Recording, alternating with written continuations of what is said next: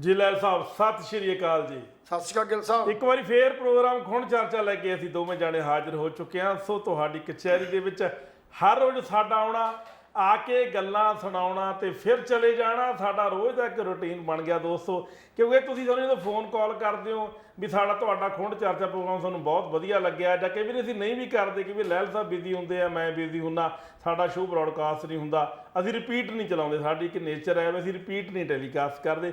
ਨਾ ਚਲਾਉਣਾ ਮਨਜ਼ੂਰ ਹੈ ਪਰ ਅਸੀਂ ਕਦੇ ਰਿਪੀਟ ਨਹੀਂ ਕਰਦੇ। ਰਿਪੀਟ ਕਿਉਂ ਨਹੀਂ ਕਰਦੇ? ਕਿਉਂਕਿ ਅਸੀਂ ਕਰਦੇ ਹਾਂ ਕਰੰਟ ਵਿਸ਼ਿਆਂ ਦੇ ਗੱਲ, ਪਰ ਜਦੋਂ ਦੂਜੇ ਦਿਨ ਚੱਲਦਾ ਫਿਰ ਉਹ ਗੱਲਾਂ ਪੁਰਾਣੀਆਂ ਹੋ ਜਾਂਦੀਆਂ ਨੇ, ਫਿਰ ਉਹਨਾਂ ਬੜੀਆਂ ਅਜੀਬ ਜੀਆਂ ਲੱਗਦੀਆਂ ਨੇ। ਵੀ ਮਤਲਬ ਮਜੀਠੀਆ ਨੂੰ ਜ਼ਮਾਨਤ ਕੱਲ੍ਹ ਨਹੀਂ ਮਿਲੀ ਤੇ ਉਹ 2 ਦਿਨ ਬਾਅਦ ਆਪਾਂ ਗੱਲ ਕਰੀਏ ਮਜੀਠੀਆ ਨੂੰ ਜ਼ਮਾਨਤ ਨਹੀਂ ਮਿਲੀ ਤੇ ਬੜਾ ਅਜੀਬ ਜਿਹਾ ਲੱਗਦਾ। ਸੋ ਤਾਜ਼ਾ ਅਪਡੇਟਸ ਦੇ ਨਾਲ ਅਸੀਂ ਇੱਕ ਵਾਰੀ ਫੇਰ ਪ੍ਰੋਗਰਾਮ ਖੁਣ ਚਰਚਾ ਲੈ ਕੇ ਹਾਜ਼ਰ ਹੋ ਚੁੱਕੇ ਹਾਂ। ਮੈਂ ਕੁਲਵੰਤ ਸਿੰਘ ਗਿੱਲ, ਮੇਰੇ ਨਾਲ ਮੇਰੇ ਸੀਨੀਅਰ ਸਾਥੀ ਪੱਤਰਕਾਰ ਨਿਰੰਜਨ ਸਿੰਘ ਜੀ ਲਹਿਲ। ਸਾਡੇ ਦੋਹਾਂ ਵੱਲੋਂ ਪਿਆਰ ਭਰੀ ਸਤਿ ਸ਼੍ਰੀ ਅਕਾਲ ਦੋਸਤੋ। ਸਤਿ ਸ਼੍ਰੀ ਅਕਾਲ ਤੋਂ ਬਾਅਦ ਅਸੀਂ ਇੱਕ ਵਾਰੀ ਫੇਰ ਪੰਜਾਬ ਮਸਲਿਆਂ ਦੀ ਗੱਲਬਾਤ ਕਰਨ ਜਾ ਰਹੇ ਹਾਂ। ਪਹਿਲੀ ਮੈਂ ਅਪਡੇਟ ਦੇ ਦਿਆਂ ਇਸ ਪਹਿਲਾਂ ਕਿ ਲਹਿਲ ਸਾਹਿਬ ਨੂੰ ਮਾਈਕ ਫੜਾਵਾਂ ਔਰ ਲਹਿਲ ਸਾਹਿਬ ਆਪਣੇ ਜੋਸ਼ ਦੇ ਨਾਲ ਪੂਰਾ ਰੌਲਾ ਪਾਉਣ ਤੇ ਬੋਲਣ, ਮੈਨੂੰ ਬੋਲਣ ਦਾ ਮੌਕਾ ਨਾ ਦੇਣ। ਮੈਂ ਲਾਹਾ ਲੈ ਲਾਂ ਵੀ ਦਵਾ ਦਵ ਮੈਂ ਪਹਿਲਾਂ ਬੋਲਦੇ ਹਾਂ, ਫਿਰ ਮੈਂ ਲਹਿਲ ਸਾਹਿਬ ਤੱਕ ਜਾਵਾਂ। ਬਿਕਰਮਜੀਤ ਸਿੰਘ ਮਜੀਠੀਆ ਨੂੰ ਜਿਹੜੇ ਕਿ ਡਰੱਗ ਮਾਮਲੇ ਵਿੱਚ ਅੰਦਰ ਨੇ, ਉਹਨੂੰ ਫੇਰ ਹਾਈ ਕੋਰਟ ਨੇ ਜ਼ਮਾਨਤ ਦੇਣ ਤੋਂ ਇਨਕਾਰ ਕਰ ਦਿੱਤਾ। ਜਾਣੀ ਕਿ ਮਜੀਠੀਆ, ਬਿਕਰਮਜੀਤ ਸਿੰਘ ਮਜੀਠੀਆ ਜਿਹੜੇ ਆਪਣੇ ਆਪ ਨੂੰ ਕਿਸੇ ਸਮੇਂ ਧਨਾੜ ਜਿਹੜੇ ਹੈਗੇ ਨੇ ਉਹ ਲੀਡਰ ਕਹਿੰਦੇ ਸੀ, ਕਿਸੇ ਦੀ ਗੱਲ ਨਹੀਂ ਸੀ ਸੁਣਦੇ, ਮੁੱਛਾਂ ਮਰੋੜ ਕੇ ਵੜਕਾ ਮਾਰਦੇ ਸੀ, ਕਹਿੰਦੇ ਸੀ ਚੱਕ ਦਿਆਂਗੇ, ਮਾਰ ਦਿਆਂਗੇ, ਠੋਕ ਦਿਆਂਗੇ, ਉਹ ਅੱਜ ਅੰਦਰ ਬੈਠੇ ਨੇ। ਨਵਜੋਤ ਸਿੰਘ ਸਿੱਧੂ ਵਿਚਾਰਾ ਪਹਿਲਾਂ ਹੀ ਅੰਦਰ ਹੈ, ਉਹ ਤਾਂ ਹੁਣ ਬਿਮਾਰ ਠਮਾਰ ਵੀ ਕਹਿੰਦੇ ਸੁੱਖ ਨਾਲ ਕਹਿੰਦੇ ਹੋ ਗਿਆ। ਉਹ ਕਹਿੰਦੇ ਡਾਕਟਰਾਂ ਨੂੰ ਕਹਿੰਦੇ ਜੀ ਬੈੱਡ ਦਿਓ, ਤੇ ਜੋ ਹਾਈ ਕੋਰਟ ਨੇ ਕਹਿੰਦਾ ਜੀ ਇਹਨੂੰ ਬੈੱਡ ਦੇ ਦਿਓ, ਇਸ ਤੋਂ ਪਹਿਲਾਂ ਕਿ ਸਾਡਾ ਇਸ ਚੱਜਾ ਲੀਡਰ ਮਰ ਜੇ, ਉਹਨੂੰ ਬੈੱਡ ਵੀ ਮੁਹੱਈਆ ਕਰਾਤਾ। ਖੈਰ ਬਿਕਰਮਜੀਤ ਸਿੰਘ ਮਜੀਠੀਆ ਨੂੰ ਜ਼ਮਾਨਤ ਨਹੀਂ ਮਿਲੀ। ਇਹ ਤਾਜ਼ਾ ਜਿਹੜੀ ਹੈਗੀ ਹੈ ਅੱਜ ਦੀ ਅਪਡੇਟ ਹੈ। ਉਧਰੋਂ ਦੋਨੇ ਗੈਂਗਸਟਰਾਂ ਦਾ ਅੰਤਮ ਸੰਸਕਾਰ ਜਿਹੜਾ ਹੈਗਾ ਰਾਤ 1 ਵਜੇ ਜਿਹੜਾ ਹੈ ਉਹ ਕਰ ਦਿੱਤਾ ਗਿਆ। ਹਾਲਾਂਕਿ 5 ਵਜੇ ਤੋਂ ਬਾਅਦ ਸੰਸਕਾਰ, ਅੰਤਮ ਸੰਸਕਾਰ ਆਪਾਂ ਨਹੀਂ ਕਰਦੇ, ਪਰ ਜਦੋਂ ਇਸ ਤਰ੍ਹਾਂ ਦੀ ਮੌਤ ਹੁੰਦੀ ਹੈ ਜਾਂ ਗੈਂਗਸਟਰ ਹੁੰਦੇ ਨੇ ਜਾਂ ਕੋਈ ਕਰੋਨਾ ਦੇ ਵਿੱਚ, ਜਦੋਂ ਕਰੋਨਾ ਕਾਲ ਸੀ ਉਦੋਂ ਵੀ ਅੱਧੀ ਰਾਤ ਨੂੰ ਸੰਸਕਾਰ ਹੁੰਦੇ ਰਹੇ ਨੇ। ਸੋ ਇਹ ਇੱਕ ਤਰ੍ਹਾਂ ਦਾ ਐ ਸਮਝਦਾ ਕਿ ਪ੍ਰੋਟੋਕਾਲ ਤੋਂ ਬਾਹਰ ਜਾਣ ਵਾਲੀ ਗੱਲ ਹੈ। ਲਹਿਲ ਸਾਹਿਬ ਆਪਾਂ 1-2 ਮਿੰਟ ਆਪਾਂ ਇੱਥੇ ਲਾਉਂਦੇ ਹਾਂ ਵੀ ਜਿਹੜਾ ਅੱਧੀ ਰਾਤ ਸੰਸਕਾਰ ਕਰਨ ਦੀ ਪ੍ਰਕਿਰਿਆ, ਇਹਦਾ ਕਾਰਨ ਕੀ ਹੈ? ਦੇਖੋ ਗੈਂਗਸਟਰ ਹੈ, ਉਹ ਬੰਦਾ ਮਰਨ ਵਾਲਾ ਮਰ ਗਿਆ। ਹਾਲਾਂਕਿ ਆਪਾਂ ਇਹ ਗੱਲ ਕਹਿ ਨਹੀਂ ਸਕਦੇ ਗੈਂਗਸਟਰ ਹੈ, ਕਿਉਂਕਿ ਇਸ ਗੱਲ ਦੀ ਪੁਸ਼ਟੀ ਨਹੀਂ ਹੋ ਰਹੀ। ਕਿਉਂਕਿ ਜਦੋਂ ਆਪਾਂ ਉਹਨਾਂ ਦੇ ਮਾਂ-ਬਾਪ ਨਾਲ ਗੱਲਬਾਤ ਕੀਤੀ ਹੈ ਨਾ, ਆਪਾਂ ਦੋਨੇ ਗੈਂਗਸਟਰਾਂ ਦੇ ਮਾਂ-ਬਾਪ ਨਾਲ ਗੱਲਬਾਤ ਕੀਤੀ, ਦੋਨਾਂ ਨੇ ਇੱਕੋ ਗੱਲ ਕਹੀ ਵੀ ਉਹ ਤਾਂ ਛੋਟੇ-ਮੋਟੇ ਮਾਮਲਿਆਂ ਦੇ ਵਿੱਚ ਲੜਾਈ ਝਗੜੇ ਵਿੱਚ ਸ਼ਾਮਲ ਹੋ ਗਿਆ ਸੀ ਤੇ ਪੁਲਿਸ ਨੇ ਪਰਚਾ ਦਰਜ ਕਰਕੇ ਉਹਨੂੰ ਜੇਲ੍ਹ ਭੇਜਤਾ ਸੀ। ਉਸ ਤੋਂ ਬਾਅਦ ਉਹ ਫਿਰ ਜੇਲ੍ਹ ਦੇ ਵਿੱਚੋਂ ਉਹ ਇਸ ਤਰ੍ਹਾਂ ਦੀ ਗੱਲਬਾਤ ਕਰਕੇ ਆਇਆ। ਲੇਕਿਨ ਉਹਨਾਂ ਦੇ ਬੱਚੇ ਜਿਹੜੇ ਸੀ ਉਹ ਗੈਂਗਸਟਰ ਨਹੀਂ ਸੀ, ਔਰ ਪੁਲਿਸ ਨੇ ਝੂਠਾ ਉਹਨਾਂ ਦੇ ਗੋਲੀਆਂ ਦੇ, ਉਹਨਾਂ ਦੇ ਹੋਰ ਚੀਜ਼ਾਂ ਦੇ ਇਲਜ਼ਾਮ ਲਾ ਕੇ ਉਹਨਾਂ ਨੂੰ ਅੰਦਰ ਕਰਤਾ। ਉਹ ਦੁਖੀ ਹੋ ਗਏ ਸੀ, ਇਸੇ ਕਰਕੇ ਹੋ ਸਕਦਾ ਉਹ ਗਲਤ ਰਸਤੇ ਤੇ ਤੁਰ ਪਏ ਹੋਣ। ਕੀ ਕਹਿਣਾ ਚਾਹੁੰਦੇ? ਜਿਹੜਾ ਸਵਾਲ ਮੇਰਾ ਇਹ ਹੈ ਕਿ ਅੱਧੀ ਰਾਤ ਨੂੰ ਸੰਸਕਾਰ ਇਹ ਕਿਉਂ ਕਰਾਉਂਦੀ ਆ ਸਰਕਾਰ ਵੀ ਆ ਰਾਤ ਨੂੰ 1 ਵਜੇ ਸੰਸਕਾਰ ਕੀਤਾ, ਜਦੋਂ ਕਿ ਸਵੇਰ ਹੋਣ ਦੀ ਵੇਟ ਵੀ ਕੀਤੀ ਜਾ ਸਕਦੀ ਹੈ? ਕੀ ਕਹਿਣਾ ਚਾਹੁੰਦੇ ਹੋ? ਗਿੱਲ ਸਾਹਿਬ ਗੱਲ ਇਹ ਹੈ ਜੀ, ਸਭ ਤੋਂ ਪਹਿਲਾਂ ਤਾਂ ਮੈਂ ਵੈਸੇ ਗੱਲ ਹੋਰ ਕਰਨੀ ਚਾਹੁੰਦਾ ਸੀ, ਮਾੜੀ 2-3 ਮਿੰਟ ਲਾਉਣੇ ਬਸ ਆਪਾਂ। ਬਸ ਮੈਂ ਉਹਦੇ 'ਚ ਵੀ ਗੱਲ ਕਰਨੀ, ਉਹ ਸਵਾਦ ਜਿਹਾ ਨਹੀਂ ਰਹਿਣਾ। ਗੱਲ ਇਹ ਸੀ ਵੀ ਅੱਜ CBSE ਦਾ 12ਵੀਂ ਦਾ 10ਵੀਂ ਦਾ ਵੀ ਤੇ 10ਵੀਂ ਦਾ ਵੀ ਰਿਜ਼ਲਟ ਜਿਹੜਾ ਰਿਜ਼ਲਟ ਆ ਡਿਕਲੇਅਰ ਕਰ ਦਿੱਤਾ ਗਿਆ। ਜੀ। ਉਹਨਾਂ ਸਟੂਡੈਂਟਸ ਨੂੰ, ਵਿਦਿਆਰਥੀਆਂ ਨੂੰ ਬਹੁਤ ਉਡੀਕ ਸੀ ਜਿਨ੍ਹਾਂ ਨੇ, ਕਿਸੇ ਨੇ ਇੰਜੀਨੀਅਰਿੰਗ 'ਚ, ਕਿਸੇ ਨੇ ਡਾਕਟਰੀ 'ਚ ਜਾਂ ਕਿਸੇ ਨੇ ਹੋਰ ਵਿਸ਼ੇ 'ਚ ਅੱਗੇ ਹਾਇਰ ਕਾਲਜ ਦੇ ਵਿੱਚ ਦਾਖਲਾ ਲੈਣਾ ਸੀ। ਤਾਂ ਉਹ ਇਹ ਸੋਚ ਰਹੇ ਸੀ ਵੀ ਜਲਦੀ ਤੋਂ ਜਲਦੀ ਰਿਜ਼ਲਟ ਆਵੇ ਤੇ ਅਸੀਂ ਜਿਹੜੀ ਅਗਲੀ ਪ੍ਰਕਿਰਿਆ ਸ਼ੁਰੂ ਕਰੀਏ। ਉਹਨਾਂ ਸਾਰੇ ਹੀ ਪਾਸ ਵਿਦਿਆਰਥੀਆਂ ਨੂੰ, ਚਾਹੇ ਉਹ 10ਵੀਂ ਦੇ ਨੇ ਚਾਹੇ ਉਹ +2 ਦੇ ਨੇ, ਉਹਨਾਂ ਸਾਰੇ ਵਿਦਿਆਰਥੀਆਂ ਨੂੰ ਸਾਡੇ ਵੱਲੋਂ ਬਹੁਤ-ਬਹੁਤ ਮੁਬਾਰਕਾਂ। ਸਾਡੇ ਵੱਲੋਂ ਆਸ ਕਰਦੇ ਹਾਂ ਕਿ ਉਹ ਚੰਗੀਆਂ ਕਾਲਜਾਂ 'ਚ ਉਹਨਾਂ ਨੂੰ ਅੱਛੀ ਜਿਹੜੀ ਅੱਗੇ ਹਾਇਰ ਐਜੂਕੇਸ਼ਨ ਲਈ ਉਹਨਾਂ ਨੂੰ ਦਾਖਲਾ ਮਿਲੇ। ਤੇ ਜਿਹੜੇ ਇਹਦੇ ਅੰਦਰ ਘੱਟ ਨੰਬਰ ਲੈ ਗਏ ਨੇ ਜਾਂ ਉਹ ਫੇਲ ਹੋ ਚੁੱਕੇ ਨੇ, ਉਹਨਾਂ ਨੂੰ ਸਾਡੀ ਇੱਕ ਬੇਨਤੀ ਜ਼ਰੂਰ ਹੈ ਵੀ ਜ਼ਰੂਰ ਸਖਤ ਮਿਹਨਤ ਕਰੋ, ਮਿਹਨਤ ਕਰਕੇ ਹੀ ਤੁਸੀਂ ਅੱਗੇ ਵੱਧ ਸਕਦੇ ਹੋ। ਸੋ ਤੁਸੀਂ ਸਿੱਖਿਆ ਲਓ ਉਹਨਾਂ ਤੋਂ ਜਿਨ੍ਹਾਂ ਨੇ ਬਹੁਤ ਵਧੀਆ ਨੰਬਰ ਲੈ ਕੇ ਇਸ ਰਿਜ਼ਲਟ 'ਚ ਟੌਪ ਕੀਤਾ ਹੋਇਆ। ਸੋ ਅੱਛੀ ਗੱਲ ਹੈ ਸਾਡੇ ਇਸ ਸਮਾਜ ਦੀ ਜਿਹੜੀ ਆਉਣ ਵਾਲਾ ਭਵਿੱਖ ਦੀ ਜਿਹੜੀ ਸਾਡੀ ਇਹ ਸਾਡੀ ਜਨਰੇਸ਼ਨ ਹੈ, ਫਾਊਂਡੇਸ਼ਨ ਹੈ ਫਾਊਂਡੇਸ਼ਨ ਹੈ ਜਿਨ੍ਹਾਂ ਨੇ ਅੱਗੇ ਉਸਾਰੀ ਕਰਨੀ ਹੈ ਇਸ ਸਮਾਜ ਦੀ।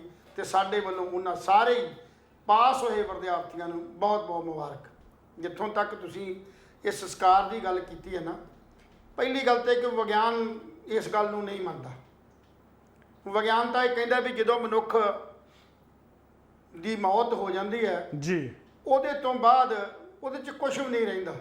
ਉਹ ਤਾਂ ਇੱਕ ਮਿੱਟੀ ਦੀ ਢੇਰੀ ਹੈ, ਉਹਨੂੰ ਚਾਹੇ ਦੱਬ ਦਿਓ, ਸਾੜ ਦਿਓ ਜਾਂ ਉਹਨੂੰ ਪਾਣੀ 'ਚ ਰੋੜ ਦਿਓ। ਬਿਲਕੁਲ, ਉਹਦੇ 'ਚ ਕੋਈ ਟਾਈਮ ਨਿਰਧਾਰਤ ਨਹੀਂ। ਇਹ ਸਿਰਫ ਸਾਡੇ ਮਨੁੱਖਾਂ ਨੇ ਆਪਣੇ ਧਰਮ ਦੇ ਅਨੁਸਾਰ ਤੇ ਰਹੁਤ ਰੀਤੀਆਂ ਦੇ ਮੁਤਾਬਕ ਇਹ ਰਸਮ ਬਣਾ ਲਈ ਸੀ ਵੀ ਉਹ ਸੂਰਜ ਡੁੱਬਣ ਤੋਂ ਪਹਿਲਾਂ, ਅਸਤ ਹੋਣ ਤੋਂ ਪਹਿਲਾਂ ਸੰਸਕਾਰ ਕਰ ਦੇਣਾ ਚਾਹੀਦਾ। ਉਹਦੇ 'ਚ ਕਈ ਵਿਗਿਆਨਕ ਜਿਹੜੀਆਂ ਗੱਲਾਂ ਜੇ ਕਹੀਏ, ਪ੍ਰਦੂਸ਼ਣ ਦਾ ਵੀ ਆ ਜਾਂਦਾ ਹੈ ਵੀ ਸ਼ਾਮ ਤੋਂ ਬਾਅਦ ਜਿਹੜਾ ਹੈ ਜਦੋਂ ਕਿਸੇ ਨੂੰ ਲਾਂਬੂ ਲਾਉਂਦੇ ਆ, ਕਿਸੇ ਨੂੰ ਸੰਸਕਾਰ ਕਰਦੇ ਆ, ਤੇ ਉਹਦੀਆਂ ਜਿਹੜੀਆਂ ਗੰਧਲੀਆਂ ਹਵਾਵਾਂ ਨੇ ਜਾਂ ਜਿਹੜਾ ਉਹ ਮਤਲਬ ਲਪਟਾਂ ਨੇ, ਉਹਦਾ ਜਿਹੜਾ ਧੂੰਆਂ ਹੈ ਉਹ ਜ਼ਿਆਦਾ ਫੈਲਦਾ ਹੈ। ਕਿਉਂਕਿ ਲੋਕ ਜਿਹੜੇ ਨੇ ਉਸ ਵੇਲੇ ਮਾਹੌਲ ਸ਼ਾਮ ਦਾ ਜਿਹੜਾ ਹੋਰ ਤਰੀਕੇ ਦਾ ਹੁੰਦਾ। ਕਈ ਇਹਦੇ 'ਚ ਮਤਲਬ ਇਤਿਹਾਸ ਮਤਲਬ ਮਿੱਥਾਂ ਨੇ, ਕਈ ਮਿੱਥਾਂ ਨੇ, ਕਈ ਵਹਿਮ ਭਰਮ ਨੇ, ਪਰ ਵਿਗਿਆਨ ਨੇ ਇਹਨਾਂ ਨੂੰ ਦੂਰ ਕੀਤਾ ਹੋਇਆ। ਜਿੱਥੋਂ ਤੱਕ ਇਹੋ ਜਿਹੇ ਕਤਲਾਂ ਦਾ ਜਿਹੜੇ ਮਤਲਬ ਇਹੋ ਜਿਹੇ ਪੁਲਿਸ ਵੱਲੋਂ ਮੁਕਾਬਲਾ ਬਣਾ ਕੇ ਜਿਹੜੇ ਮਤਲਬ ਬੰਦੇ ਮਾਰੇ ਜਾਂਦੇ ਨੇ, ਉਹਨਾਂ ਦਾ ਇਸ ਕਰਕੇ ਸੰਸਕਾਰ ਕੀਤਾ ਜਾਂਦਾ ਕਿਉਂਕਿ ਲੋਕਾਂ ਦਾ ਤੋਂ ਆਪ ਹੀ ਤੁਸੀਂ ਗਿੱਲ ਸਾਹਿਬ ਜਵਾਬ ਦੇ ਦਿੱਤਾ ਸੀ ਵੀ ਜਦੋਂ ਪਿੰਡਾਂ ਦੇ ਅੰਦਰ ਤਾਂ ਆਪਾਂ ਇਨਕੁਆਇਰੀ ਕਰਾਈ ਹੈ ਤੇ ਹਰ ਪਿੰਡ ਜਾਂ ਉਹਦੀ ਮਾਂ ਇਹ ਗੱਲ ਕਹਿੰਦੀ ਆ ਵੀ ਜਿਹੜੀ ਗੱਲ ਅਸੀਂ ਅੱਜ ਤੋਂ 4 ਦਿਨ ਜਾਂ 5 ਦਿਨ ਪਹਿਲਾਂ ਵੀ ਕੀਤੀ ਸੀ ਕਿ ਕੋਈ ਵੀ ਮਾਂ ਜਿਹੜੀ ਆਪਣੇ ਪੇਟ ਤੋਂ ਕੋਈ ਟੈਰਰਿਸਟ ਜਾਂ ਕੋਈ ਗੈਂਗਸਟਰ ਪੈਦਾ ਨਹੀਂ ਕਰਦੀ ਜੀ, ਉਹਨੂੰ ਸਮਾਜ ਇਹੋ ਜਿਹੇ ਹਾਲਾਤ ਪੈਦਾ ਕਰ ਦਿੰਦਾ ਜਿਹਦੇ ਕਰਕੇ ਉਹ ਰਸਤਾ ਜਿਹੜਾ ਉਹ ਆਪਣਾ ਗਲਤ ਚੁਣ ਲੈਂਦਾ। ਇਹ ਅੱਜ ਉਹਦੀ ਮਾਂ ਦਾ ਜਿਹੜਾ ਬਿਆਨ ਸੀ, ਉਹਦੀ ਮਾਂ ਦੇ ਮੂੰਹੋਂ ਇਹ ਸ਼ਬਦ ਜਿਹੜੇ ਨਿਕਲੇ, ਜਿਹੜੇ ਸਾਡੇ ਪੱਤਰਕਾਰਾਂ ਦੀ ਕਲਮ 'ਚ ਜਿਹੜੇ ਉਹ ਬੰਦ ਹੋਏ, ਕਲਮ ਨਾਲ ਲਿਖੇ ਗਏ। ਸੋ ਮੇਰੇ ਕਹਿਣ ਦਾ ਭਾਵ ਜਦੋਂ ਇਹੋ ਜਿਹਾ ਹੁੰਦਾ ਤੇ ਇਸ ਪੁਲਿਸ ਨੂੰ, ਸਾਡੇ ਸਿਸਟਮ ਨੂੰ ਇੱਕ ਡਰ ਵੀ ਹੁੰਦਾ ਕਿ ਕਿਤੇ ਭੜਕ ਕੇ ਲੋਕ ਜਿਹੜੇ ਨੇ ਇਸ ਅਰਥੀ ਨੂੰ ਆਧਾਰ ਬਣਾ ਕੇ ਕੋਈ ਕਿਸੇ ਕਿਸਮ ਦੀ ਭੜਕਾਹਟ 'ਚ ਨਾ ਆ ਜਾਵੇ। ਬਿਲਕੁਲ ਜੀ, ਸਰਕਾਰ ਦੇ ਖਿਲਾਫ ਜਾਂ ਪ੍ਰਸ਼ਾਸਨ ਦੇ ਖਿਲਾਫ ਕੋਈ ਇਦਾਂ ਦਾ ਵਿਖਾਵਾ ਨਾ ਕਰਨ। ਇਸ ਕਰਕੇ ਮੌਕੇ ਦੀ ਨਜ਼ਾਕਤ ਨੂੰ ਸਮਝਦਿਆਂ ਹੋਇਆਂ ਇਹ ਜਿਹੜੇ ਸੰਸਕਾਰ ਕਰ ਦਿੱਤੇ ਜਾਂਦੇ ਨੇ। ਸੋ ਅੱਜ ਭਾਵੇਂ ਇਹ ਸਭ ਕੁਝ ਹੋ ਗਿਆ ਤੇ ਨਾਲ ਦੀ ਨਾਲ ਮੈਜੈਸਟੀ ਪੰਜਾਬ ਸਰਕਾਰ ਨੇ ਜਾਂ ਕੇਂਦਰ ਦੇ ਦਬਾਅ ਹੇਠ ਜਾਂ ਕੋਰਟਾਂ ਦੇ ਦਬਾਅ ਹੇਠ ਇਹਦੀ ਜਿਹੜੀ ਇਨਵੈਸਟੀਗੇਸ਼ਨ ਹੈ, ਜਾਂਚ ਹੈ, ਉਹ ਮੈਜਿਸਟਰੀ ਜਾਂਚ ਦੇ ਹੁਕਮ ਦੇ ਦਿੱਤੇ ਗਏ ਨੇ। ਉਹ ਇਸ ਆਧਾਰ ਤੇ ਦਿੱਤੇ ਗਏ ਨੇ ਕਿਉਂਕਿ ਕੱਲ ਜਦੋਂ ਬਾਕੀ ਸਾਰੀਆਂ ਰਿਪੋਰਟਾਂ ਆਈਆਂ ਨੇ, ਉਹਨਾਂ ਰਿਪੋਰਟਾਂ 'ਚ ਉਹ ਕਹਿੰਦੇ ਨੇ ਵੀ ਜਦੋਂ ਮੁਕਾਬਲਾ ਹੋਣ ਲੱਗਾ ਸੀ ਤੇ ਉਹਨਾਂ ਦੇ ਕੋਲੇ ਸਿਰਫ ਇੱਕ ਜਿਹੜੀ ਹੈਗੀ ਆ ਉਹ AK-47 ਜਿਹੜੀ ਸੀ ਰਫਲ ਸੀ, ਇੱਕ ਸੀ, ਤੇ ਇੱਕ ਰਫਲ ਦੇ ਨਾਲ ਜਾਂ ਇੱਕ ਵੈਪਨ ਦੇ ਨਾਲ 5 ਘੰਟੇ ਲਗਾਤਾਰ ਜਿਹੜਾ ਉਹ ਮੁਕਾਬਲਾ ਨਹੀਂ ਸੀ ਐਡੀ ਵੱਡੀ ਪੁਲਿਸ ਦਾ ਕੀਤਾ ਜਾ ਸਕਦਾ। ਪਰ ਪੁਲਿਸ ਦਾ ਦੂਜੇ ਪਾਸੇ ਇਹ ਸਫਾਈ ਬਿਆਨ ਇਹ ਹੈ ਵੀ ਸਾਨੂੰ ਡਰ ਸੀ ਵੀ ਇਹਨਾਂ ਦੇ ਕੋਲੇ ਬਹੁਤ ਜ਼ਿਆਦਾ ਅਸਲਾ ਹੋਏਗਾ ਜਾਂ ਇਹਨਾਂ ਕੋਲ ਗ੍ਰਨੇਡ ਜਾਂ ਕੁਝ ਹੋਰ ਚੀਜ਼ਾਂ ਹੋਣਗੀਆਂ ਜਿਹਦੇ ਨਾਲ ਪੰਜਾਬ ਪੁਲਿਸ ਦਾ ਜਾਂ ਬਾਕੀ ਹੋਰ ਜਿਹੜੀਆਂ ਉੱਥੇ ਫੋਰਸਿਸ ਲੱਗੀਆਂ ਉਹਨਾਂ ਨੂੰ ਨੁਕਸਾਨ ਹੋਏਗਾ। ਪਰ ਇਸ ਗੱਲ ਦੀ ਤੇ ਦੂਸਰੀ ਇਲਾਕੇ ਤੋਂ ਜਿਹੜੀਆਂ ਰਿਪੋਰਟਾਂ ਮਿਲੀਆਂ ਨੇ ਉਸ ਆਧਾਰ ਤੇ ਮੈਜਿਸਟਰੀ ਜਿਹੜੀ ਜਾਂਚ ਹੈ ਉਹ ਦੇ ਦਿੱਤੀ ਗਈ ਹੈ। ਇਸ ਜਾਂਚ 'ਚੋਂ ਕੀ ਨਿਕਲਦਾ, ਕੀ ਪੈਂਦਾ, ਇਹ ਆਉਣ ਵਾਲਾ ਸਮਾਂ ਦੱਸੇਗਾ।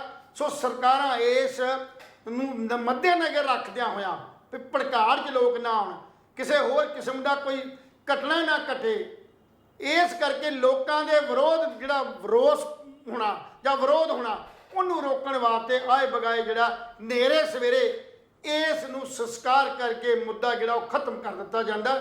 ਹੋਰ ਇਹਦੇ ਪਿੱਛੇ ਲੌਜਿਕ ਕੋਈ ਨਹੀਂ ਹੈ, ਸਿਰਫ ਸਰਕਾਰਾਂ ਜਿਹੜੀਆਂ ਨੇ ਇਸ ਤਰ੍ਹਾਂ ਕਰਦੀਆਂ ਆਈਆਂ ਨੇ। ਜੇ ਪਿੱਛੇ ਚੱਲ ਜਾਂਦੇ ਆ ਤਾਂ ਸ਼ਾਇਦ ਤੁਹਾਨੂੰ ਯਾਦ ਹੋਵੇਗਾ ਕਿਉਂਕਿ ਇਹਦੇ ਜਿਹਦੇ ਭਗਤ ਸਿੰਘ ਹੋਣਾ 'ਚ ਬਹੁਤ ਫਰਕ ਸੀ। ਜੀ ਲੈ ਸਾਹਿਬ ਨਹੀਂ ਉਹਨਾਂ ਨਾਲ ਤਾਂ ਆਪਾਂ ਇਹਨਾਂ ਨੂੰ ਕੋਰਲੇਟ ਵੀ ਨਹੀਂ ਕਰ ਸਕਦੇ। ਮੈਂ ਉਸ ਕਰਕੇ ਕਰ ਰਿਹਾ ਸੋਚ ਵੀ ਸਾਡੇ ਸਿਸਟਮ ਦਾ ਜਿਹੜਾ ਉਸ ਵੇਲੇ ਵੀ ਅੰਗਰੇਜ਼ਾਂ ਨੇ ਜਦੋਂ ਕਿ 24 ਮਾਰਚ ਦੀ ਜਿਹੜੀ ਡੇਟ ਹੈ ਉਹ ਰੱਖੀ ਗਈ ਸੀ ਸ਼ਹੀਦ ਆਜ਼ਮ ਸ਼ਹੀਦ ਭਗਤ ਸਿੰਘ ਨੂੰ 24 ਮਾਰਚ 1931। ਪਰ ਜਦੋਂ ਉਹਨਾਂ ਨੂੰ ਇਹ ਵੇਖਿਆ ਕਿ ਭਗਤ ਸਿੰਘ ਦੇ ਬਹੁਤ ਸਪੋਰਟਰ ਨੇ, ਬਹੁਤ ਲੋਕ ਨੇ ਉਹਦੇ ਮਗਰ, ਬਹੁਤ ਵੱਡਾ ਇਨਕਲਾਬੀ ਹੈ, ਤੇ ਇਹਦੇ ਫਾਂਸੀ ਲੱਗਣ ਤੋਂ ਬਾਅਦ ਬਹੁਤ ਵੱਡਾ ਮਹਾਨ ਜਿਹੜਾ ਉਹ ਪ੍ਰਕਾਟ ਮਤਲਬ ਉਹ ਰੋਸ ਪ੍ਰਗਟ ਕਰੇਗਾ, ਬਗਾਵਤ ਕਰੇਗਾ। ਤੇ ਉਹਨਾਂ ਨੇ ਉਹੀ ਚੱਲਦੀ ਆ ਉਹ ਰਾਤੋਂ ਰਾਤ ਉਹਨਾਂ ਨੇ 23 ਮਾਰਚ ਨੂੰ ਹੀ ਉਹਨਾਂ ਨੂੰ ਫਾਂਸੀ ਦੇ ਦਿੱਤੀ ਗਈ ਸੀ। ਤੇ ਹੱਸਦਿਆਂ ਹੋਇਆਂ ਭਗਤ ਸਿੰਘ ਉਹਨਾਂ ਨੇ ਉਹ ਜਿਹੜਾ ਫਾਂਸੀ ਦਾ ਰੱਸਾ ਸੀ ਚੁੰਮ ਕੇ ਜਿਹੜਾ ਉਹ ਗਲੇ ਨਾਲ ਪਾ ਲਿਆ ਸੀ। ਸੋ ਇਸ ਕਰਕੇ ਉਹਦੇ ਤੇ ਇਹਦੇ 'ਚ ਬਹੁਤ ਵੱਡਾ ਡਿਫਰੈਂਸ ਹੈ। ਪਰ ਜਿਹੜਾ ਖਾਸਾ ਹੈ, ਜੋ ਨੀਤ ਹੈ, ਜੋ ਉਹਨਾਂ ਦੇ ਅੰਦਰ ਪਾਲਿਸੀ ਹੈ, ਪਰ ਉਹ ਅੰਗਰੇਜ਼ਾਂ ਵਾਲੀ ਰਹੀ, ਉਹਨੂੰ ਨਹੀਂ ਤੋੜ ਸਕੇ ਆਪਾਂ। ਤੋੜਨ ਦੀ ਗੱਲ ਆਪਾਂ ਖੁਦ ਵੀ ਕਿਹਾ ਸੀ ਵੀ ਐਡਾ ਵੱਡਾ ਕੁਝ ਉਹਨਾਂ ਨੂੰ ਸਿਲੰਡਰ ਵੀ ਕੀਤਾ ਜਾ ਸਕਦਾ, ਇਸ 'ਚ ਕੋਈ ਸ਼ੱਕ ਨਹੀਂ ਸੀ। ਜੇ ਆਪਾਂ ਕਿਤੇ ਬਹਿਸ 'ਚ ਪੈਂਦੇ ਹਾਂ ਜਾਂ ਕਿਸੇ ਉਹਦੀ ਡਿਬੇਟ 'ਚ ਆਉਂਦੇ ਹਾਂ ਤੇ ਬਹੁਤ ਲੋਕਾਂ ਨੇ ਪੁਲਿਸ ਇਹ ਕਹਿੰਦੀ ਹੈ ਜੀ ਮੀਤ ਹੇਅਰ ਜਿਹੜੇ ਸਾਡੇ ਮਿਨਿਸਟਰ ਨੇ ਜੀ ਉਹਨਾਂ ਨੇ ਗੱਲ ਕਹੀ ਹੈ ਆਪਣੀ ਪ੍ਰੈਸ ਕਾਨਫਰੰਸ ਵਿੱਚ ਕੱਲ ਚੰਡੀਗੜ੍ਹ ਜੀ। ਕਿ ਇਹ ਗੱਲ ਕਿ ਪੁਲਿਸ ਨੇ ਸਿੱਧਾ ਐਨਕਾਊਂਟਰ ਕਰਤਾ। ਪੁਲਿਸ ਨੇ ਉਹਨਾਂ ਨੂੰ ਇਹ ਗੱਲ ਕਹੀ ਸੀ ਕਿ ਆਪਣੇ ਆਪ ਨੂੰ ਕਾਨੂੰਨ ਦੇ ਹਵਾਲੇ ਕਰ ਦਿਓ, ਬਣਦੀ ਸਜ਼ਾ ਭੁਗਤੋ ਤੇ ਫਿਰ ਮੁੱਖ ਧਾਰਾ ਵਿੱਚ ਆ ਜਾਓ। ਲੇਕਿਨ ਮੇਰੇ ਹਿਸਾਬ ਦੇ ਨਾਲ ਉੱਥੇ ਕਿਸੇ ਪਿੰਡ ਵਾਲਿਆਂ ਨੇ ਇਦਾਂ ਦੀ ਕੋਈ ਆਵਾਜ਼ ਸੁਣੀ ਨਹੀਂ, ਕਿਉਂਕਿ ਕਾਫੀ ਲੋਕ ਜਿਹੜੇ ਦੂਰ ਦੂਰ ਬੰਨਦੇ ਸੀਗੇ ਔਰ ਉੱਥੇ ਇੱਕ ਨੇੜੇ ਜਿੱਥੇ ਉਹ ਕੋਟ ਕਮਰਾ ਸੀ ਜਿੱਥੇ ਉਹ ਰਹੇ ਸੀਗੇ ਜੀ ਜੀ ਉਹ ਕਮਰੇ ਦੇ ਨੇੜੇ ਤੇੜੇ ਖੂਹ ਦੇ ਨਾਲ ਲੱਗਦਾ, ਤੁਹਾਨੂੰ ਪਤਾ ਹੀ ਹੈ। ਆਪਾਂ ਕਰਾਚੀ ਕਾ ਜੀ ਉੱਥੇ ਬਿਲਕੁਲ ਪਾਣੀ ਲਾਉਣ ਗਏ ਸੀ, ਪਾਣੀ ਦੀ ਬਾਰੀ ਸੀ, ਉਹ ਉੱਥੇ ਫਸ ਗਏ ਸੀ ਤੇ ਪੁਲਿਸ ਨੇ ਕਿਹਾ ਸੀ ਵੀ ਤੁਸੀਂ ਅੰਦਰ ਹੀ ਰਹੋ। ਪਰ ਉਹਨਾਂ ਦਾ ਆਪਣੇ ਪਰਿਵਾਰ ਦੇ ਨਾਲ ਮੋਬਾਈਲ ਰਾਹੀਂ ਰਾਬਤਾ ਹੋ ਰਿਹਾ ਸੀ ਵੀ ਅਸੀਂ ਅੰਦਰ ਲੋਕੇ ਬੈਠੇ ਆ। ਲੇਕਿਨ ਇਸ ਤਰ੍ਹਾਂ ਦੀਆਂ ਜਿਹੜੀਆਂ ਆਵਾਜ਼ਾਂ ਨੇ ਉਹ ਮੀਡੀਆ ਰਾਹੀਂ ਵੀ ਸਾਹਮਣੇ ਨਹੀਂ ਆਈਆਂ, ਕਿਉਂਕਿ ਇੱਕ ਪੱਤਰਕਾਰ ਵੀ ਜ਼ਖਮੀ ਹੋਇਆ, ਤੁਹਾਨੂੰ ਪਤਾ ਹੀ ਹੈ।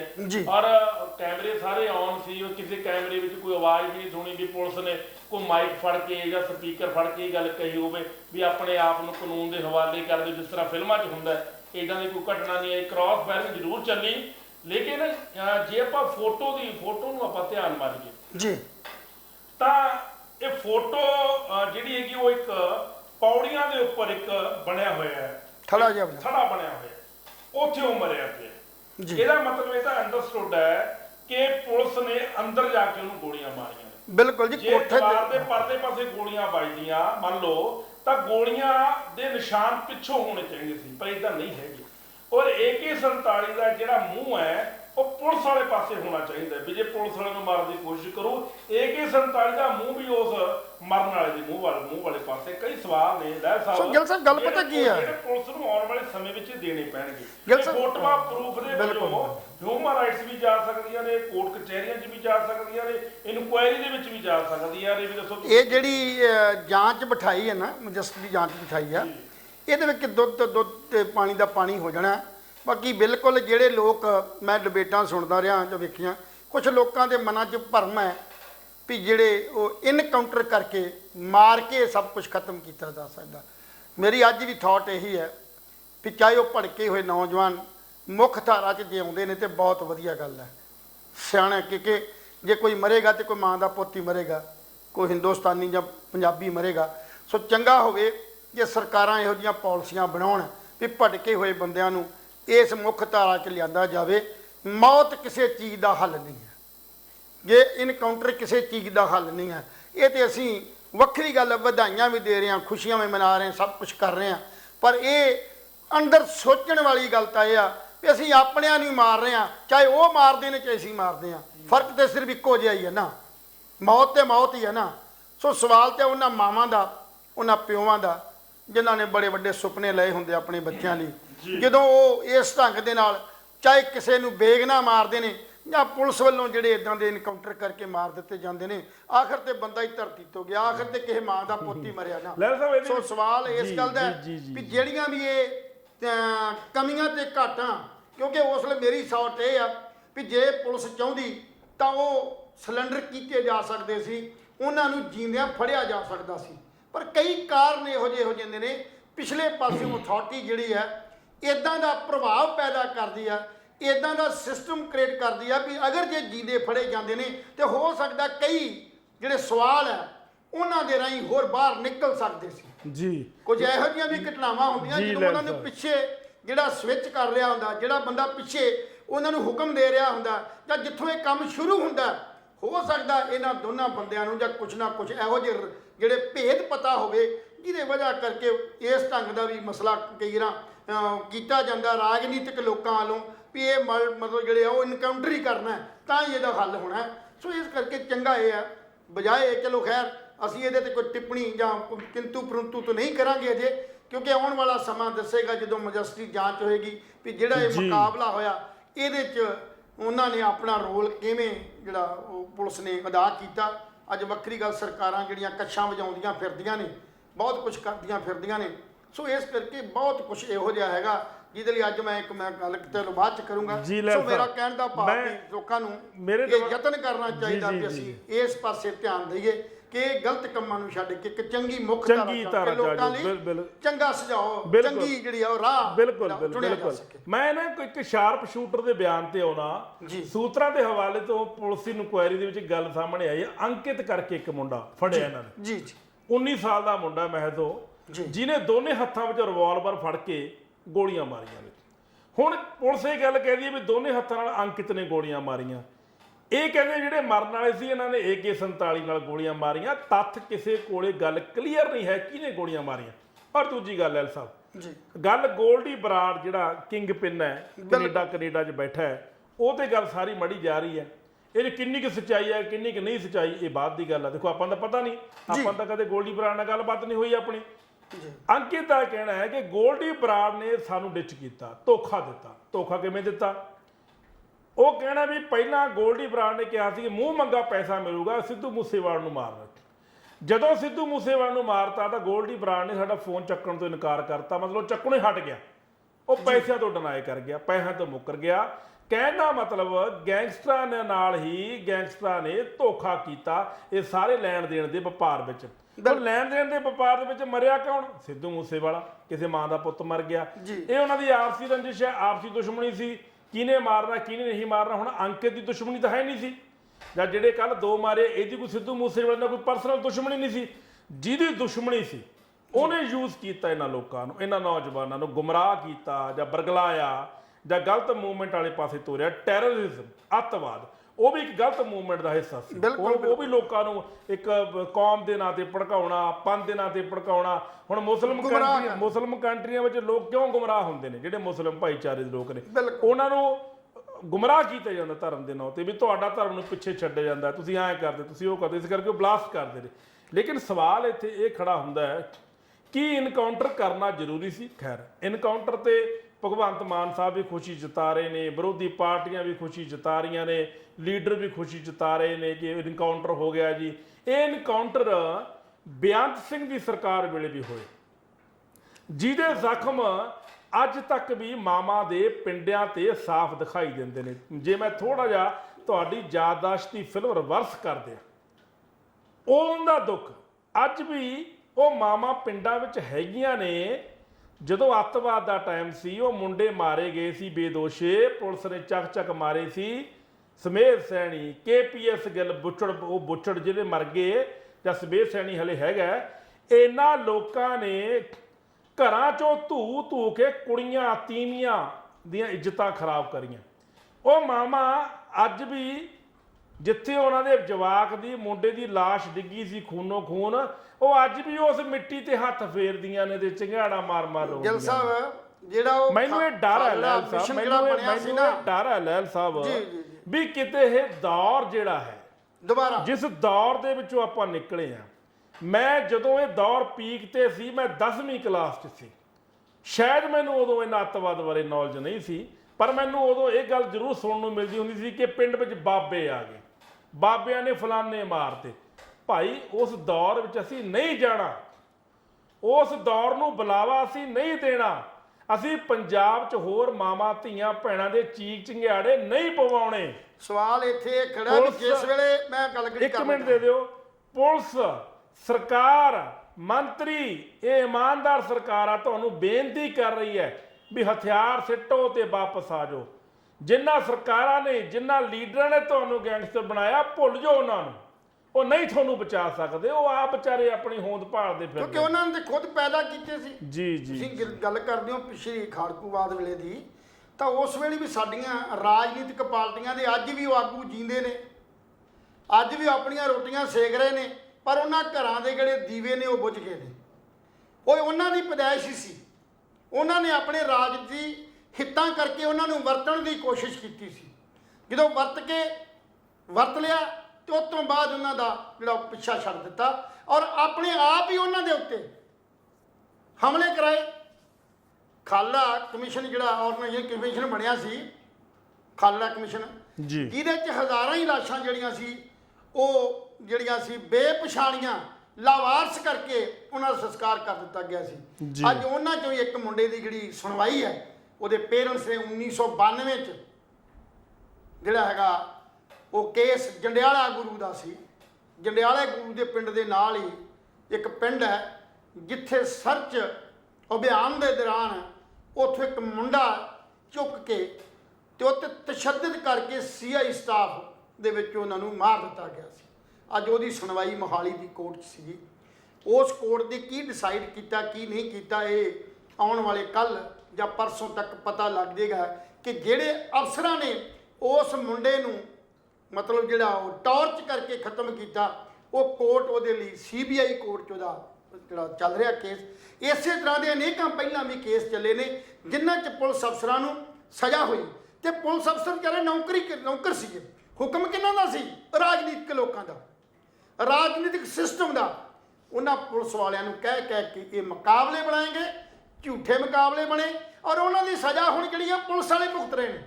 ਹਾਂ ਬਿਲਕੁਲ। ਅੱਜ ਵੀ ਜੋ ਕੁਝ ਉਸ ਕੋਰਟ 'ਚ ਹੋਇਆ ਹੋਏਗਾ ਉਹ ਸ਼ਾਇਦ ਕੁਝ ਦਿਨਾਂ ਤੱਕ ਪਤਾ ਲੱਗ ਜਾਏਗਾ ਵੀ ਕੋਰਟਾਂ, ਕਿਉਂਕਿ ਇਹਨੂੰ ਇੱਕ ਅਧਿਕਾਰ ਦੀ ਗੱਲ ਹੈ ਵੀ ਉਹ ਕਿਸ ਢੰਗ ਨਾਲ ਉਹਨਾਂ ਨੂੰ ਦੇਖਦੀ ਹੈ। ਸੋ ਇਹ ਤੋਂ ਜੇ ਪਹਿਲਾਂ ਗੱਲ ਕਰਦੇ ਹਾਂ 1977 ਦੀ, 1977 'ਚ ਬਾਦਲ ਦੀ ਹਕੂਮਤ ਸੀ। 1977-76 ਤੋਂ ਲੈ ਕੇ 1979 ਤੱਕ 36 ਮੁੰਡੇ ਪੰਜਾਬ ਦੇ ਜਿਹੜੇ ਇਨਕਲਾਬੀ ਲਹਿਰ ਦੇ ਵਿੱਚ ਸਰਗਰਮ ਸੀਗੇ, ਉਹਨਾਂ ਦਾ ਇਨਕਾਊਂਟਰ ਕੀਤਾ ਗਿਆ, ਮਾਰਿਆ ਗਿਆ, ਕੁਝ ਫੜ ਕੇ ਅੰਦਰ ਦੇ ਦਿੱਤੇ ਗਏ। ਜਿਸ ਵੇਲੇ ਮੁੜ ਕੇ ਚਰਨ ਸਿੰਘ ਦੀ ਸਰਕਾਰ, ਜਨਤਾ ਪਾਰਟੀ ਦੀ ਸਰਕਾਰ ਆਈ ਤੇ ਉਸ ਵੇਲੇ ਮਾਫੀਆਂ ਮੰਗ ਕੇ ਔਰ ਉਹਨਾਂ ਨੂੰ ਜਿਹੜਾ ਬਾਹਰ ਉਹ ਛੱਡਿਆ ਗਿਆ ਸੀ। ਸੋ ਇਹ ਸਰਕਾਰਾਂ ਦਾ ਗਿੱਲ ਸਾਹਿਬ ਖਾਸਾ ਨੀਤੀ ਹੈ, ਹਰ ਚੀਜ਼ ਨੂੰ ਵਰਤ ਕੇ ਉਹਨੂੰ ਬੇਕਾਰ ਕਰ ਦਿੰਦੇ ਨੇ। ਇਸ ਕਰਕੇ ਕੋਈ ਇਨਕਾਊਂਟਰ ਜਿਹੜਾ ਹੈ ਉਹ ਕੋਈ ਹੱਲ ਨਹੀਂ ਹੈ। ਹੱਲ ਇੱਕੋ ਹੀ ਹੈ ਵੀ ਉਹਨਾਂ ਨੂੰ ਭੜਕੇ ਹੋਏ ਨੌਜਵਾਨਾਂ ਨੂੰ ਆਪਣੀ ਮੁੱਖ ਧਾਰਾ 'ਚ ਲਿਆ ਕੇ ਰਿਆਇਤਾਂ ਦੇ ਕੇ ਉਹਦੇ ਮਨਾਂ ਨੂੰ ਵਾਸ਼ ਕਰੋ। ਉਹ ਮਨ ਜਦੋਂ ਵਾਸ਼ ਹੋ ਜਾਣਗੇ ਤਾਂ ਸਮਾਜ ਦੀ ਤਰੱਕੀ 'ਚ ਹਿੱਸਾ ਪਾਉਣਗੇ। ਉਹਨਾਂ ਦੇ ਛਾਪਰ ਕੱਲ੍ਹ ਵੀ ਗੱਲ ਕੀਤੀ, ਇੰਨੇ ਸੂਖਮ ਤੇ ਜਿਹੜੇ ਛਾਤਰ ਦਿਮਾਗ ਨੇ, ਉਹਨਾਂ ਨੂੰ ਚੰਗੇ ਕਾਰਜ ਵਰਤਿਆ ਜਾ ਸਕਦਾ, ਲਾਇਆ ਜਾ ਸਕਦਾ, ਪਰ ਸਾਡਾ ਸਿਸਟਮ ਇੱਦਾਂ ਦਾ ਕਿ ਉਹ ਨਹੀਂ ਚਾਹੁੰਦੇ। ਜੇ ਉਹ ਇੱਦਾਂ ਕਰਨ ਲੱਗ ਜਾਣ ਤਾਂ ਫਿਰ ਰਾਜ ਕੌਣ ਕਰੇਗਾ? ਜੇ ਲੋਕਾਂ ਨੂੰ ਇਹ ਪਤਾ ਲੱਗ ਜੇ, ਦੋਸਤ ਦੁਸ਼ਮਣ ਦੀ ਪਹਿਚਾਣ ਹੋ ਜੇ ਵੀ ਆਹ ਸਾਡਾ ਦੁਸ਼ਮਣ ਹੈ, ਆਹ ਸਾਡਾ ਦੋਸਤ ਹੈ, ਤੇ ਫਿਰ ਦੋਸਤ ਨੂੰ ਦੋਸਤ ਬਣਾ ਕੇ ਜਿਹੜਾ ਹੈਗਾ ਦੁਸ਼ਮਣ ਉਹਨੂੰ ਤਾਂ ਖਤਮ ਕੀਤਾ ਜਾ ਸਕਦਾ। ਪਰ ਉਹ ਦੁਸ਼ਮਣ ਜਿਹੜੇ ਇੰਨੇ ਸੂਖਮ ਨੇ ਕਿ ਸਾਨੂੰ ਨੰਗੀ ਅੱਖ ਨਾਲ ਨਜ਼ਰ ਨਹੀਂ ਆ ਰਹੇ ਕਿ ਅਸੀਂ ਭਰਾ ਮਾਰ ਜੰਗ 'ਚ ਉਲਝੇ ਹੋਏ ਹਾਂ।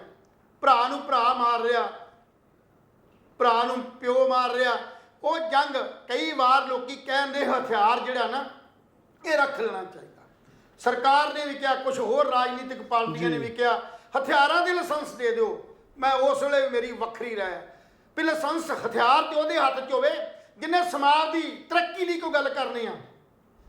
ਜਦੋਂ ਉਹਨੂੰ ਖੁਦ ਹੀ ਨਹੀਂ ਪਤਾ ਵੀ ਮਾਰਨਾ ਕਿਹਨੂੰ ਆ, ਵਰਤਣਾ ਕਿਹਦੇ ਤੇ ਆ, ਤੇ ਜੇ ਉਹਦੇ ਹੱਥ 'ਚ ਤੁਸੀਂ ਹਥਿਆਰ ਫੜਾ ਦਿਓਗੇ ਉਹ ਤੇ ਆਪਣਾ ਚਾਚਾ ਤਾਇਆ ਮਾਮਾ ਮਾਸੀ ਮਾਰ ਦੂਗਾ। ਆਪਾਂ ਨਿੱਕੇ ਵਿਰੋਧ ਨੇ। ਆਪਾਂ ਕਲਮ ਨਹੀਂ ਫੜਾਉਣੀ, ਹਥਿਆਰ ਫੜਾਉਣੇ। ਅਸੀਂ ਦਿਮਾਗ ਨੂੰ ਸ਼ਾਰਪ ਕਰਨਾ, ਦਿਮਾਗ ਨੂੰ ਹਥਿਆਰ ਵਜੋਂ ਗੱਲ ਕਰਨਾ, ਨਾ ਕਿ ਉਹਨਾਂ ਦੇ ਹੱਥਾਂ 'ਚ ਹਥਿਆਰ ਫੜਾਵਾਂਗੇ। ਉਦੋਂ ਤੱਕ ਜਦ ਤੱਕ ਉਹ ਮਾਨਸਿਕ ਤੌਰ ਤੇ ਤਿਆਰ ਨਹੀਂ ਹੋ ਜਾਂਦਾ ਵੀ ਸਾਡਾ ਆਹ ਦੁਸ਼ਮਣ ਹੈ। ਹੁਣ ਸਰਹੱਦਾਂ ਦੇ ਉੱਤੇ ਪਾਕਿਸਤਾਨ ਹੈ, ਚੀਨ ਹੈ, ਦੂਜੇ ਜਿਹੜੇ ਸਾਡੇ ਦੁਸ਼ਮਣ ਦੇਸ਼ ਨੇ, ਉਹਨਾਂ ਤੋਂ ਬਚਾਅ ਵਾਸਤੇ ਅਸੀਂ BSF ਹੈ ਜਾਂ ਸਾਡੀਆਂ ਹੋਰ ਫੋਰਸਿਸ ਨੇ। ਹੁਣ ਇਹ ਤਾਂ ਨਹੀਂ ਨਾ ਵੀ ਉਹ ਫੋਰਸਾਂ ਨੂੰ ਸਿਖਲਾਈ ਦਿੱਤੀ ਅਸੀਂ ਵੀ ਸਾਡੇ ਦੁਸ਼ਮਣ ਭਾਰਤੀ ਨਹੀਂ, ਸਾਡੇ ਦੁਸ਼ਮਣ ਉਹ ਲੋਕ ਨੇ ਜਿਹੜਾ ਸਾਡੇ ਤੇ ਧੱਕਾ ਕਰਦੇ ਨੇ ਤੇ ਤਾਂ ਅਸੀਂ ਉੱਥੇ ਲੜਦੇ ਹਾਂ। ਪਰ ਇੱਥੇ ਜੇ ਇਦਾਂ ਕਰਾਂਗੇ ਤਾਂ ਉਹ ਨਹੀਂ ਚੱਲੇਗਾ। ਸੋ ਇਸ ਕਰਕੇ ਸਾਡੀ ਸਰਕਾਰ ਨੂੰ ਤੇ ਬਹੁਤ ਬੇਨਤੀ ਹੈ ਤੇ ਉਹਨਾਂ ਨੂੰ ਵੀ ਬੇਨਤੀ ਹੈ ਜਿਹੜੇ ਆਪਣੇ ਰਾਹ ਤੋਂ ਭਟਕ ਗਏ ਨੇ। ਹਾਂ, ਆਓ ਸਮਾਜ ਦੇ ਲੋਕਾਂ ਨੂੰ ਜਿਹੜਾ ਉਹ ਇਕੱਠਿਆਂ ਕਰੋ, ਸਮਾਜ 'ਚ ਇੱਕ ਲਹਿਰ ਪੈਦਾ ਕਰੋ, ਇਨਕਲਾਬ ਵਾਲੇ ਪਾਸੇ ਆਓ। ਇੱਥੇ ਸਮਾਜ ਦੀ ਚੰਗੀ ਉਸਾਰੀ ਵਾਸਤੇ ਜਾਂ ਜਿਹੜੀ ਸਾਡੀ ਕਾਣੀ ਵੰਡ ਹੈ, ਵਰਗ ਵੰਡ ਹੋਈ ਹੈ, ਇਹਨੂੰ ਖਤਮ ਕਰਨ ਵਾਸਤੇ ਮਜ਼ਲੂਮ ਦੇ ਹੱਕ 'ਚ ਤੇ ਜ਼ੁਲਮ ਦੇ ਖਿਲਾਫ ਜਦੋਂ ਤੁਸੀਂ ਲੜਨ ਦੀ ਤਾਕਤ ਬਣਾ ਲਓਗੇ, ਉਸ ਵੇਲੇ ਫਿਰ ਤੁਸੀਂ ਸਮਾਜ ਦੇ ਇੱਕ ਬਹੁਤ ਅੱਛੇ ਇਨਸਾਨ ਬਣ ਜਾਓਗੇ। ਭਗਤ ਇੱਕ ਦੀ ਗੱਲ ਹੈ, ਕਿਸੇ ਸਿਆਣੇ ਦੀ ਕਹਾਵਤ ਹੈ, ਸ਼ਾਇਦ ਭਗਤ ਸਿੰਘ ਨੇ ਵੀ ਆਪਣੇ ਮੈਂ ਨਾਸਤਿਕ ਕਿਉਂ ਹੈ ਕਿਤਾਬ 'ਚ ਲਿਖਿਆ ਹੈਗਾ ਵੀ ਮੌਤ ਦੋ ਕਿਸਮ ਦੀ ਹੈ, ਇੱਕ ਪਰਬਤ ਤੋਂ ਭਾਰੀ ਮੌਤ, ਇੱਕ ਕੱਖਾਂ ਤੋਂ ਹੌਲੀ ਮੌਤ। ਕੱਖਾਂ ਤੋਂ ਹੌਲੀ ਮੌਤ ਉਹ ਆ ਜਿਹੜੀ ਅੱਜ ਇਹ ਗੈਂਗਸਟਰ ਬਣ ਕੇ ਆਪਣੀ ਮੌਤ ਸਹੇੜ ਰਹੇ ਨੇ, ਜਿਵੇਂ ਕੱਲ 2 ਜਿਹੜੇ ਅੱਤਵਾਦੀ ਜਿਹੜੇ ਗੈਂਗਸਟਰ ਮਾਰੇ ਗਏ ਨੇ। ਇਹ ਕੱਖਾਂ ਤੋਂ ਹੌਲੀ ਮੌਤ ਹੈ। ਇੱਕ ਉਹ ਮੌਤ ਹੈ ਜਿਹੜਾ ਭਗਤ ਸਿੰਘ ਮਰਿਆ ਸੀ, ਪਰਬਤ ਤੋਂ ਭਾਰੀ ਮੌਤ।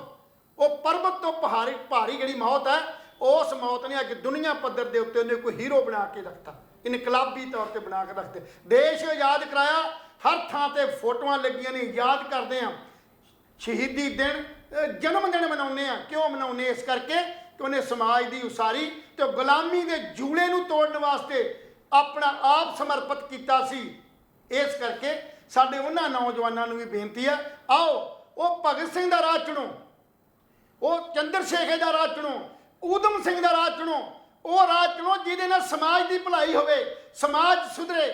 ਸਾਡੇ ਉਹ ਗਰੀਬ ਗੁਰਬੇ ਲੋਕ ਜਿਹੜੇ ਅੱਜ ਕਾਣੀ ਵੰਡ ਕਰਕੇ ਗਰੀਬੀ ਦੀ ਜ਼ਿੰਦਗੀ ਹੰਢਾ ਰਹੇ ਨੇ, ਤੇ ਉਹਨਾਂ ਦੇ ਉੱਤੇ ਰਾਜ ਕਰਨ ਵਾਲੇ ਜਿਹੜੇ ਉਹ ਤੁਹਾਨੂੰ ਵੀ ਵਰਤਦੇ ਨੇ ਤੇ ਸਾਨੂੰ ਵੀ ਤੁਹਾਡੇ ਖਿਲਾਫ ਜਿਹੜਾ ਭੜਕਾ ਕੇ ਤੁਹਾਡੇ ਖਿਲਾਫ ਕਰਦੇ ਨੇ। ਇਹ ਪਾੜਾ ਖਤਮ ਹੋਵੇ। ਸੋ ਇਸ ਕਰਕੇ ਸਮਾਜ ਨੂੰ ਸੁਧਾਰਨ ਵੱਲ ਤੁਸੀਂ ਆਪ ਖੁਦ ਆਓ। ਸਰਕਾਰਾਂ ਕਦੇ ਨਹੀਂ ਚਾਹਣਗੀਆਂ ਕਿ ਤੁਸੀਂ ਇਸ ਢੰਗ ਦੇ ਸੁਧਾਰ ਕਰਕੇ ਇਸ ਪਾਸੇ ਆਓ, ਕਿਉਂਕਿ ਤੁਸੀਂ ਨੌਕਰੀ ਮੰਗੋਗੇ, ਰੋਟੀ ਮੰਗੋਗੇ, ਰੁਜ਼ਗਾਰ ਮੰਗੋਗੇ, ਸੁਧਾਰ ਮੰਗੋਗੇ। ਉਹ ਇਸ ਕਰਕੇ ਚਾਹੁੰਦੇ ਨੇ ਵੀ ਲੋਕਾਂ ਦਾ ਧਿਆਨ ਇਸੇ ਪਾਸੇ ਹੀ ਲੱਗਾ ਰਹੇ, ਤਾਂ ਕਿ ਲੋਕੀ ਰੋਟੀ ਦੀ ਮੰਗ ਹੀ ਨਾ ਕਰਨ, ਮਕਾਨ ਮੰਗਣ ਹੀ ਨਾ, ਨੌਕਰੀ ਮੰਗਣ ਹੀ ਨਾ, ਉਹ ਆਪਣੇ ਇਸੇ ਕੰਮਾਂ 'ਚ ਉਲਝ ਜਾਣ ਵੀ ਉਹਨੇ ਉਹਨੂੰ ਮਾਰਤਾ, ਉਹਨੂੰ ਮਾਰਤਾ। ਸੋ ਚੰਗੀ ਗੱਲ ਹੈ, ਸਾਡੇ ਸਮਾਜ ਨੂੰ ਸੁਧਰਨ ਵਾਸਤੇ ਆਪਣੇ ਆਪ ਨੂੰ ਸੁਧਾਰਨਾ ਪਏਗਾ। ਇਨਕਾਊਂਟਰ ਜਿਹੜੀ ਹੈ ਉਹ ਕੋਈ ਸਹੀ ਤੇ ਦਰੁਸਤ ਰਾਹ ਨਹੀਂ। ਜੀ ਬਿਲਕੁਲ ਜੀ। ਸੋ ਲਹਿਲ ਸਾਹਿਬ ਨੇ ਬੜਿਆ ਬਰੀਕੀ ਦੇ ਨਾਲ ਛਾਣਿਆ ਅੱਜ, ਲੇਕਿਨ ਸਾਡਾ ਇਹ ਸ਼ੋਅ ਕਰਨ ਦਾ ਮਨੋਰਥ ਕੀ ਹੈ? ਅਸੀਂ ਅੱਗ ਦੇ ਭਾਂਬੜ ਤੇ ਹੁਣ ਮੱਚਣਾ ਨਹੀਂ ਚਾਹੁੰਦੇ। ਅਸੀਂ ਅੱਗ ਦੇ ਭਾਂਬੜ ਵਿੱਚ ਮੱਚਣਾ ਨਹੀਂ ਚਾਹੁੰਦੇ, ਕਿਉਂਕਿ ਪੰਜਾਬ ਪਹਿਲਾਂ ਹੀ ਸੰਤਾਪ ਚੋਂ ਨਿਕਲ ਕੇ ਬਾਹਰ ਆਇਆ ਹੈ, ਔਰ ਸਾਡੇ ਪੰਜਾਬ ਦੀ ਨੌਜਵਾਨੀ ਨੂੰ ਬਰਬਾਦ ਕਰਨ ਵਾਲੇ ਸਾਡੇ ਲੀਡਰ ਨੇ। ਸਾਡੇ ਨੌਜਵਾਨਾਂ ਨੂੰ ਗੁੰਮਰਾਹ ਕਰਨ ਵਾਲੇ ਇਹ ਲੀਡਰ ਨੇ। ਸਾਡੇ ਨੌਜਵਾਨਾਂ ਨੂੰ ਗੈਂਗਸਟਰ ਬਣਾਉਣ ਵਾਲੇ ਇਹ ਲੀਡਰ ਨੇ। ਅੱਜ ਪੰਜਾਬ 'ਚ ਡੇਲੀ ਸਨੈਚਿੰਗ ਹੋ ਰਹੀ ਹੈ, ਪੰਜਾਬ 'ਚ ਡੇਲੀ ਚਿੱਟਾ ਵਿਕਦਾ, ਨਸ਼ਾ ਵਿਕਦਾ, ਡਰੱਗ ਵਿਕਦੀ ਹੈ, ਬਾਰਡਰ ਵਾਲੇ ਖੇਤਰਾਂ ਦੇ ਵਿੱਚ ਬੁਰਾ ਹਾਲ ਹੈ, ਸ਼ਰਾਬ ਪਾਣੀ ਦੀਆਂ ਟੈਂਕੀਆਂ ਵਿੱਚ ਦੱਬੀ ਪਈ ਹੈ, ਛੱਪੜਾਂ 'ਚ ਡੱਬੀ ਪਈ ਹੈ। ਕੀ ਇਹ ਪਹਿਲਾਂ ਸਰਕਾਰ ਨੂੰ ਪਤਾ ਨਹੀਂ ਸੀ? ਕਿ ਲਹਿਲ ਸਾਹਿਬ ਜੀ ਤੁਹਾਡੇ ਗੁਰਦਾਸਪੁਰ ਏਰੀਆ ਦੇ ਵਿੱਚ ਬਿਲਕੁਲ ਛੱਪੜਾਂ ਦੇ ਵਿੱਚ ਵੱਡੇ ਵੱਡੇ ਡਰਮ ਦੱਬੇ ਹੋਏ ਸੀ ਦਾਰੂ ਦੇ, ਗਿੱਲ ਸਾਹਿਬ ਪਾਣੀ ਦੀਆਂ ਟੈਂਕੀਆਂ 'ਚ ਲੁਕੋ ਰੱਖੇ ਹੋਏ ਸੀ। ਕੀ ਇਹ ਪੁਲਿਸ ਨੂੰ ਪਹਿਲਾਂ ਪਤਾ ਨਹੀਂ ਸੀ? ਮੈਂ ਇਹ ਗੱਲ ਪੁਲਿਸ ਦੇ ਮੁਲਾਜ਼ਮ ਦੇਸੀ ਦੀਆਂ ਬੋਤਲਾਂ ਹਿੱਸੇਦਾਰੀ ਵਿੱਚ ਲੈਂਦੇ ਨੇ ਵੀ ਇੰਨੀ ਦਾਰੂ ਕੱਢੇਗਾ ਤੇ ਇੰਨਾ ਸਾਡਾ ਤੇ ਹਿੱਸਾ ਤੇ ਅੱਜ ਇੰਨਾ ਤੇਰਾ ਹਿੱਸਾ, ਤਾਂ ਮਿਲੀ ਭੁਗਤ ਨਾਲ ਵਿਕਦੀ ਸੀ। ਅੱਜ ਕਿਉਂ ਫੜੀ ਜਾ ਰਹੀ ਹੈ? ਅੱਜ ਪੁਲਿਸ ਵਾਲਿਆਂ ਕੋਲੇ ਕੋਈ ਲਾਟੂ ਆ ਗਿਆ, ਜਾਂ ਪੁਲਿਸ ਵਾਲਿਆਂ ਕੋਲੇ ਕੋਈ ਅਲਾਦੀਨ ਦਾ ਜਿੰਨ ਆ ਗਿਆ, ਜਿਹਨੂੰ ਘਸਾ ਕੇ ਇਹ ਉਦੋਂ ਜਿੰਨ ਪ੍ਰਗਟ ਕਰਦੇ ਨੇ ਵੀ ਦੱਸ ਵੀ ਜਿੰਨਾ ਕਿਹੜੇ ਟੋਪੇ ਵਿੱਚ ਸ਼ਰਾਬ ਦੱਬੀ ਪਈ ਹੈ। ਅੱਜ ਕਿਉਂ ਫੜੀ ਜਾ ਰਹੀ ਹੈ 15,000 ਲੀਟਰ ਲਾਣ? ਇਹਦਾ ਮਤਲਬ ਹੁਣ ਨੀਂਦ ਸਿੱਧੀ ਹੋ ਗਈ, ਪੁਲਿਸ ਡਰ ਗਈ ਸਰਕਾਰ ਤੋਂ, ਪੁਲਿਸ ਡਰ ਗਈ ਸਰਕਾਰ ਤੋਂ। ਗਿੱਲ ਸਾਹਿਬ ਜਿੱਦਾਂ ਤੁਸੀਂ ਗੱਲ ਕੀਤੀ ਹੈ, ਮੈਂ ਅੱਜ ਦੀ ਵੀਡੀਓ ਦੀ ਗੱਲ ਕਰਦਾ। ਇੱਕ ਪਿੰਡ ਦਾ ਸਰਪੰਚ, ਲੇਡੀ ਸਰਪੰਚ ਹੈ, ਦਾਖਾ ਦੇ ਕੋਲੇ, ਮੁੱਲਾਂਪੁਰ ਦਾਖਾ ਦੇ ਕੋਲ ਇੱਕ ਪਿੰਡ ਹੈ ਜਿਹਦਾ ਸ਼ਾਇਦ ਨਾਮ ਮੈਨੂੰ ਭੁੱਲ ਗਿਆ, ਔਰ ਸਾਰੇ ਸੋਸ਼ਲ ਮੀਡੀਆ 'ਚ ਜਿਹੜੀ ਹੈ ਉਹ ਵੀਡੀਓ ਗਈ ਹੋਏਗੀ, ਲੋਕਾਂ ਨੇ ਵੇਖੀ ਵੀ ਹੋਏਗੀ। ਉਹ ਪਿੰਡ ਦਾ ਇਕੱਠ ਹੋਇਆ। ਉਹ ਇਕੱਠ ਬਹੁਤ ਵਾਰ ਪਹਿਲਾਂ ਸਰਪੰਚ ਦੀ ਮਤਲਬ ਕਮੇਟੀ ਜਿਹੜੀ ਪੰਚਾਇਤ ਹੈ, ਪੰਚਾਇਤ ਵੱਲੋਂ ਉਹਦੇ ਨੇੜੇ ਦੇ ਮਤਲਬ ਜਿਹੜਾ ਥਾਣਾ ਸੀ ਜਾਂ ਪ੍ਰਸ਼ਾਸਨ ਸੀ, ਉਹਦੇ ਕੋਲ ਬੇਨਤੀਆਂ ਕਰਦਾ ਰਿਹਾ ਕਿ ਸਾਡੇ ਪਿੰਡ ਦੇ ਵਿੱਚ ਆਹ ਕੁਛ ਬੰਦੇ ਜਿਹੜੇ ਨੇ ਇਹ ਨਸ਼ਾ ਵੇਚਦੇ ਨੇ, ਚਿੱਟਾ ਵੇਚਦੇ ਨੇ, ਸਾਡੇ ਨੌਜਵਾਨਾਂ ਨੂੰ ਨਸ਼ੇ ਤੇ ਲਾਤਾ ਇਹਨਾਂ ਨੇ, ਸਾਡੀ ਮੰਦੀ ਹਾਲਤ ਕਰਤੀ ਹੈ, ਪਿੰਡ ਦਾ ਵੀ ਔਰ ਨੇੜੇ ਦੇ ਪਿੰਡਾਂ ਦੇ ਲੋਕ ਜਿਹੜੇ ਨੇ ਜਾਂ ਨੌਜਵਾਨ ਮੁੰਡੇ ਘਰਾਂ ਤੋਂ ਚੀਜ਼ਾਂ ਵੇਚ-ਵੇਚ ਕੇ ਤੇ ਉੱਥੋਂ ਆਪਣਾ ਨਸ਼ੇ ਦੀ ਪੂਰਤੀ ਕਰਦੇ ਆ। ਸਾਡੇ ਕਿਹਨਾਂ ਯਤਨ ਕਰਨ ਤੋਂ ਬਾਅਦ ਪੁਲਿਸ ਕੋਈ ਨਹੀਂ ਆਈ, ਨਾ ਪੁਲਿਸ ਨੇ ਇਨਵੈਸਟੀਗੇਸ਼ਨ ਕੀਤੀ ਔਰ ਨਾ ਹੀ ਪੁਲਿਸ ਆਈ। ਪਤਾ ਨਹੀਂ ਉਹ ਪੁਲਿਸ ਨੂੰ ਕੋਈ ਚੀਜ਼ ਲੱਭਦੀ ਨਹੀਂ। ਪਿੰਡ ਵਾਲੇ ਕਹਿੰਦੇ ਨੇ ਉਸ ਵੀਡੀਓ 'ਚ ਵੀ ਅਸੀਂ ਇਹ ਵੀ ਬੇਨਤੀ ਕੀਤੀ ਵੀ ਉਹਨਾਂ ਦੇ ਘਰ ਦੀ ਤਲਾਸ਼ੀ ਲੈ ਲਈ ਜਾਵੇ, ਅਗਰ ਇੱਕ ਵੀ ਚੀਜ਼ ਨਾ ਨਿਕਲੇ ਤਾਂ ਸਾਰਾ ਪਿੰਡ ਦੇਣਦਾਰ। ਪਰ ਪੁਲਿਸ ਫੇਰ ਨਹੀਂ ਮੰਨੀ। ਮੰਨਦੀ ਕਿਵੇਂ ਹੋ ਸਕਦਾ? ਕਿਸੇ ਨਾ ਕਿਸੇ ਰਾਜਨੀਤਿਕ ਤੌਰ ਤੇ ਜਾਂ ਕਿਸੇ ਨਾ ਕਿਸੇ ਹੋਰ ਦਬਾਅ ਹੇਠ ਹੋਣ। ਅਖੀਰੀ ਹੋਇਆ ਕਿ ਉਹ ਪਿੰਡ ਦੀ ਸਰਪੰਚ ਕਹਿੰਦੀ ਅਸੀਂ ਪਿੰਡ ਦੇ ਸਰਪੰਚ ਦੀ ਮੀਟਿੰਗ ਸੱਦੀ, ਸਾਰਾ ਪਿੰਡ ਇਕੱਠਾ ਕੀਤਾ, ਸਾਰਾ ਪਿੰਡ ਇਕੱਠਾ ਕਰਕੇ ਮਤਾ ਪਾਇਆ, ਮਤਾ ਪਾ ਕੇ ਪੁਲਿਸ ਨੂੰ ਵੀ ਤੇ ਪ੍ਰਸ਼ਾਸਨ ਨੂੰ ਭੇਜਿਆ, ਕੋਈ ਅਸਰ ਨਹੀਂ ਹੋਇਆ। ਅਖੀਰੀ ਫਿਰ ਅਸੀਂ ਆਪ ਫੈਸਲਾ ਕਰਨ ਦਾ ਮਨ ਬਣਾ ਲਿਆ ਤੇ ਪਿੰਡ ਦੀ ਪੰਚਾਇਤ, ਸਮੁੱਚੀ ਪੰਚਾਇਤ ਦੇ ਮੈਂਬਰ ਔਰ ਪਿੰਡ ਦੇ ਹੋਰ ਮੋਹਤਬਾਰ ਬੰਦੇ ਅੱਗੇ ਲੱਗੇ ਔਰ ਪਿੰਡ ਸਾਰੇ ਦਾ ਸਾਰਾ ਨਾਲ ਗਿਆ। ਉਹਨਾਂ ਨੇ ਉਹ ਘਰ 'ਚ ਵੜ ਗਏ, ਘਰ ਜਾ ਕੇ ਤਲਾਸ਼ੀ ਲਈ ਔਰ ਤਲਾਸ਼ੀ ਲੈ ਕੇ 4 ਬੋਰੀਆਂ ਰੱਖੀਆਂ ਨੇ ਉਹਨਾਂ ਨੇ ਵੀਡੀਓ 'ਚ। ਇੱਕ 'ਚ ਸੋਨਾ, ਇੱਕ 'ਚ ਰੁਪਈਏ, ਇੱਕ 'ਚ ਕੁਝ ਹੋਰ ਚੀਜ਼ਾਂ, ਇੱਕ 'ਚ ਗਹਿਣੇ। ਇੰਨੀਆਂ 4 ਬੋਰੀਆਂ 'ਚ ਉਹ ਚੀਜ਼ਾਂ ਦਿਖਾਉਂਦੇ ਨੇ ਵੀ ਆਹ ਨਸ਼ੇ ਵਾਲੀ ਹੈ, ਆਹ ਪੁੜੀਆਂ, ਆਹ ਇੱਕ ਹੋਰ ਮੈਨੂੰ ਭੁੱਲ ਗਿਆ, ਟੀਕੇ ਵੀ ਦਿਖਾਏ, ਇੱਕ ਟੀਕੇ, ਇੰਜੈਕਸ਼ਨ, ਸਿਰਿੰਜ ਉਹ ਦਿਖਾਏ।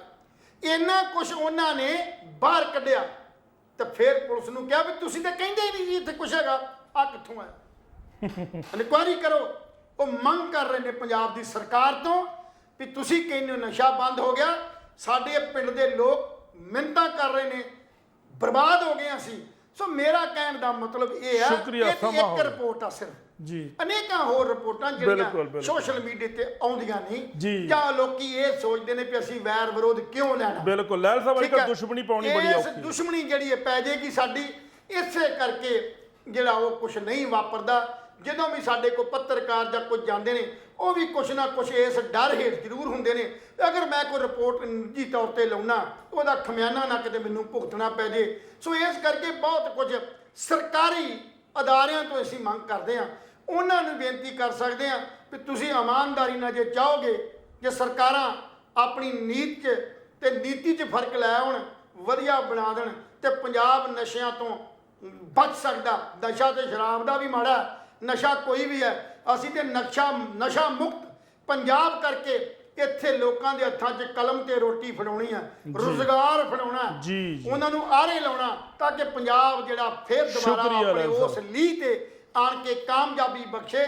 ਜਦੋਂ ਦੁਨੀਆ ਦੇ ਕਿਸੇ ਕੋਨੇ 'ਚ ਜਾਵਾਂਗੇ ਜਾਂ ਹਿੰਦੁਸਤਾਨ ਦੇ ਕਿਸੇ ਕੋਨੇ 'ਚ ਜਾਵਾਂਗੇ ਤੇ ਜਦੋਂ ਅਸੀਂ ਕਵਾਂਗੇ ਅਸੀਂ ਪੰਜਾਬੀ ਹਾਂ ਤੇ ਲੋਕੀ ਸ਼ਾਨ ਨਾਲ ਕਿਆ ਕਰਨਗੇ, ਇਹ ਆ ਪੰਜਾਬੀ ਜੁੱਸਾ, ਇਹ ਪੰਜਾਬੀ ਨੇ।